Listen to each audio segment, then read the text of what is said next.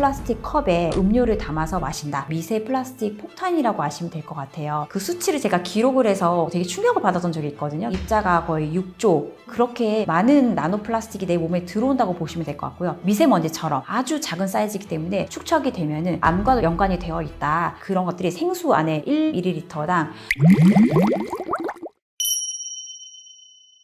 제가 결론부터 말씀을 드리면 WHO 산하기구의 국제암연구소 AIRC에서 커피를 예전에 1996년도에는 얘를 발암물질 2B로 했어요. 방광암을 유발한다. 그렇게 해서 되게 크게 문제가 생겼던 그런 일이 있었는데, 그리고 나서부터 국제암연구소에서 다시 말을 바꿔가지고 2016년도에 카테고리 3로 내렸어요. 그래서 커피 같은 거 자체는 지금 일단 되게 반반인 거, 아리송하다, 개인의 선택에 막힌다, 약간 이런 개개인의 선택에 판단을 미루는 그런 느낌을 가지고 있는데, 여기에 대해서 연구가 되게 많은 편이고, 실제로는 커피 자체가 발암 물질이 아니고 커피를 로스팅하는 과정에서 이제 발암 물질이 나온다, 이렇게 알고 계시면 될 것 같습니다. 어떤 연구에서는 또 커피를 로스팅할 때 최적의 온도가 있으면 그 온도에서 로스팅을 하면은 발암 물질이 좀 적다, 이런 것도 있긴 하거든요. 그래서 그거를 또 연구한 커피 전문 업체도 있고요. 그래서 일단은 커피를 되게 다크하게 진하게 우리고 이런 식으로 하면은 예를 들어서 벤조피렌이라든지 이런 발암 물질이 나온다고 되어 있고, 대신에 되게 연하게, 그러면 연하게 하면 되지 않냐, 연하게 로스팅 하자 이러면 또 다른 종류의 발암 물질이 또 나온다고 되어 있어요. 그래서 이게 중간에 밸런스가 중요한데, 이거 자체를 딱히 꼭 집어서 연구를 하는 곳이 지금 어딘가에서 있다고 듣긴 했는데 정확하게 과학적으로 나온 거는 아직 없는 걸로 알고 있습니다. 그래서 이제 말이 많죠. 그리고 또 다른 연구가 나오고 있는데, 유러피안 소사이어티 오브 카디올로지라는 곳에서 이제 연구가 나온 게 있는데, 거기서는 커피 자체에 대해서 발암 물질이라는 것보다는 커피를 로스팅하는 방법, 커피를 우려내는 방법에 따라서 우리 몸에 어떤 영향을 끼친다. 근데 거기서 나온 거는 커피를 우릴 때 에스프레소처럼 압축하는 거 말고 종이 필터 있잖아요. 거기에 걸러서 커피를 내리면 몸에 좋다. 왜냐면 커피를 종이에 걸러서 내리면은 커피 안에도 자연적인 콜레스테롤 기름이 있는데 카페스테롤이라고 하더라고요. 그래서 그거가 걸러지기 때문에 심혈관 발생을 다운시키는 데 굉장히 도움이 된다라고 되어 있어서, 그 연구에서는 또 커피를 종이 필터에 우린 거를 마셔라. 그러면 심혈관계 질환의 예방에 좋고 암 예방에 효과가 있다. 이렇게 나오는 것도 있었어요. 그러니까 이게 연구마다 달라가지고 커피 자체에 대해서 되게 아직 말이 많은 상태입니다. 이제 저는 그래서 커피가 어느 순간 정말 미친 듯이 하루에 2리터 이상 먹지 않는 이상은 몸에 괜찮을 것 같기 때문에 저는 하루에 한두 잔 정도는 먹고 있는데, 그거 외에 오히려 명백하게 발암물질로 등록이 된 것들, 이런 것들이 더 위험하지 않나 싶습니다.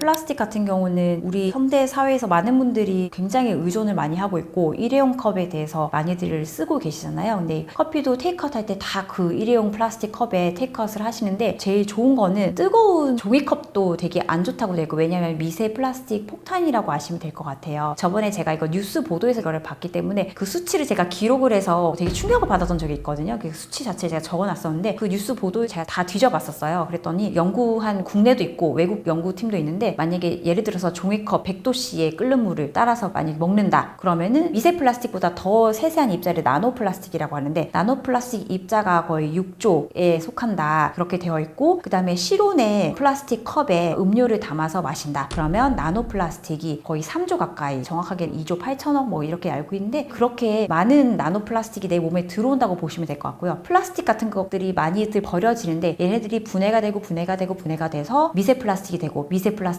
나노 플라스틱이 되는 거거든요. 이 미세 플라스틱도 어떤 입자들은 척추동물의 세포 안에 다 들어가는 사이즈라고 되어 있어요. 그래서 이것들이 어떤 염증 반응을 또 일으키고 뇌혈관과 폐혈관에 다 들어가지 않나 하는 그런 연구들이 지금 속속들이 나오고 있는 상태입니다. 나노 플라스틱은 당연히 우리 세포 속에 들어갈 수 있는 사이즈라고 보시면 되는데요. 이게 어떤 연구에서는 아직 정확한 위험성이 증명되지 않았다라고 한 것도 있었고, 아니다, 이것들이 미세먼지처럼 아주 작은 사이즈이기 때문에 우리 혈관 속으로 다 들어가서 흡수가 돼서 폐 질환, 그 다음에 뇌혈관, 심혈관계 질환을 모두 일으킨다. 그래서 결국에는 축적이 되면은 암과 연관이 되어 있다, 그런 연구들이 나오고 있습니다. 그래서 사실 좋을 건 없을 것 같다고 보고 있어요. 2018년도에 캘리포니아 고등법원에서 판사님이 판결을 내렸었거든요. 스타벅스 컵에 표시를 해라, 여기 판매하는 컵에는 발암물질이 포함되어 있으니 조심해라, 이래가지고 되게 파문이 일어났던 적이 있었어요. 플라스틱 컵 자체가 몸에 안 좋다는 거 플러스 커피 안에 발암물질이 또 있을 수 있다, 이런 복합적인 문구였는데, 그것 때문에 많은 파문이 일어났었고, 있었고, 사실 미세 플라스틱이나 이런 거는 우리나라 식품연구소 안에서도 실험 쥐 가지고도 많이 연구를 했거든요. 근데 거기서 보면은 미세 플라스틱이 많이 노출된 쥐가 만약에 출산을 했을 때 자손쥐에서 어떤 정신적인 문제라든지 상동장애, 우울감, 불안감 이런 것도 증가된다고 보고 있고, 심혈관 질환 이런 것도 다 증가가 되더라 보고가 되어 있어요. 그래서 사실 실제로 요즘에 결혼도 늦어진 것도 있긴 한데 자폐아의 발병률이 되게 많아지고 있거든요. 이것도 저는 개인적으로 미세 플라스틱과 관련이 있지 않나 싶습니다. 생수 같은 경우에도 가만히 있어도 미세 플라스틱과 나노 플라스틱이 나오는데, 만약에 자외선을 쏘고 뜨거운 온도 안에 있다 그러면 배로 나온다고 보시면 될 것 같아요. 이게 온도가 올라갈수록 나쁜 미세 플라스틱이 나노 플라스틱과 함께 배출이 된다고 보시면 되고요. 그래서 노르웨이 연구소가 있었는데, 과학연구소에서 미세 플라스틱이나 그런 것들이 생수 안에 1ml당 거의 1억 8천 개 정도 있다고 보고를 한 적이 있었거든요. 이런 것들 자체가 기간이 오래될수록 점점 더 증가한다고 보시면 될 것 같아서, 제가 저번에 저희 채널에서도 말씀드린 적이 있는데, 저는 생수를 웬만하면 먹진 않고요. 먹더라도 보통 제조일자가 최근인 걸수록 냉장고 구석에 넣잖아요. 저는 굳이 그거를 겉에 나와 있는 거 안 고르고요. 손을 집어넣어서 깊숙이 꺼내서 먹어요. 걔네들이 제조일자가 최근 거거든요. 그거를 먹고 갈증만 약간 해소한 상태에서 버려버립니다. 웬만하면 그래서 생수병을 포함해서 모든 음료수가 다 플라스틱 페트병이 다 들어있잖아요. 탄산 같은 경우는 당도 있는 데다가 플라스틱 폭탄까지 더해져서 저는 음료수를 돈 주고 사 먹는 걸 되게 아까워해요. 음료수도 포함해서 생수 별로 좋아하진 않습니다. 네. 그다음에 용기 같은 경우도 보관하실 때 플라스틱 일회용 용기, 되게 얇고 조잡스러운 플라스틱은 미세 플라스틱과 연관이 많다고 보시면 되고, 비싼 플라스틱 용기는 그래도 괜찮다고 되어 있어요. 우리나라에서 연구가 나온 게 있었거든요. 일회용 용기랑 다회성 용기 이런 애들은 미세 플라스틱 검출률이 한 4.5배 감소된다 라고 되어 있는데, 그래도 일단은 유리 용기가 더 좋다고 생각이 들어요.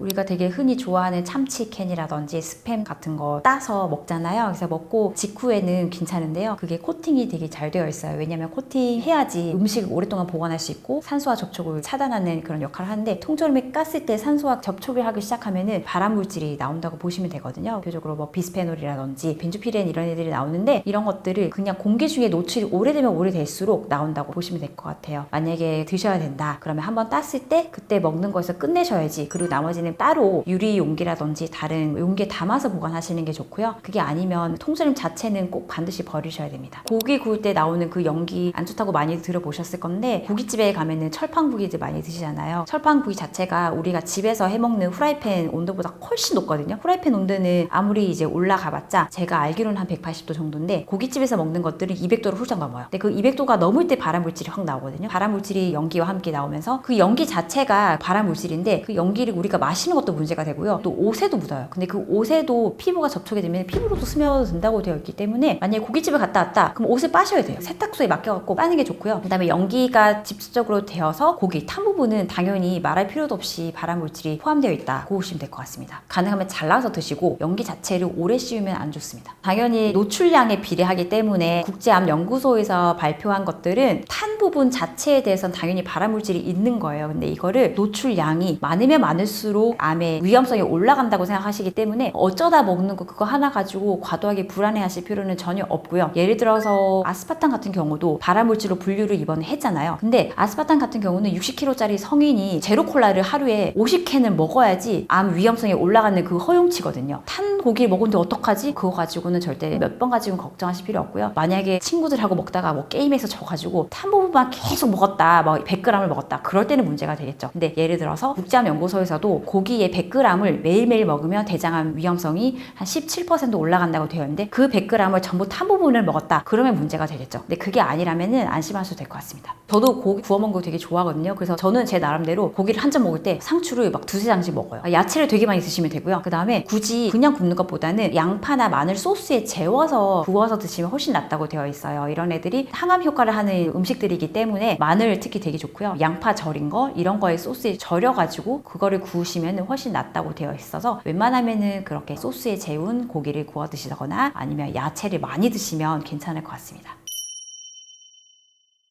일단은 현대인으로 살아감으로써 이런 것들을 다 피할 수는 없고요. 산으로 들어가는 거 말고는 방법이 없거든요. 그래서 저는 그냥 개인적으로 내가 할 수 있는 그냥 최소한의 노출을 피하자. 그래서 웬만하면은 텀블러를 그냥 들고 다니자. 제 영상 댓글에서도 저번에 많은 분들께서는 텀블러는 괜찮아요, 뭐 스텐은 괜찮나요, 뭐 하시는데 아직까지 거기에 대한 연구가 정확하게 나오지는 않았기 때문에 저는 괜찮다고 믿거든요. 그래서 거기에 대해 불안하시면 유리컵을 들고 다니시면 될 것 같고요. 저는 텀블러를 들고 다닙니다. 그래서 웬만하면은 일회용 수저를 피해서 포장을 해오더라도 집에 와서 빨리 유리용기에 담아서 바꿔 드신다든지, 컵라면을 드실 때 집에 있는 사기 그릇에 부어서 드신다든지 이런 식으로 피하면 좋지 않나 싶습니다. 압유발 물질들은 우리가 일상생활에서 굉장히 많이 접할 수 있는데 그런 것들이 하나하나 뭐 반응을 하시면서 살아가시면 너무 스트레스 받고 힘드실 것 같아요. 제가 항상 말씀드리지만 거기에 대해서 스트레스 받으면 오히려 코르티졸이라는 나쁜 스트레스 호르몬이 과도하게 분비가 되기 때문에 오히려 돌연변이 세포들이 늘어날 수 있습니다. 그래서 암 유발 물질에 대해서 과도하게 반응을 하시기보다는 그냥 적절하게 즐기시면서 내 스스로 평소에 제가 말씀드렸던 기본적인 식습관과 생활습관을 유지하시면 어느 정도 노출돼도 내 몸 안에 정상 면역세포들이 다 물리칠 수 있을 그런 준비가 되어 있다고 봅니다. 그렇기 때문에 발암물질에 대해서 적당히 기본적으로만 상식적으로 제가 말씀드린 것 정도로만 잘 알고 계시고 과도한 노출 없이 즐기시면 괜찮을 것 같습니다. 그리고 그거와 더불어서 야채 위주 식습관을 좀 더 많이 하시고 운동을 덧붙여서 하시면 괜찮지 않나 싶습니다. 네.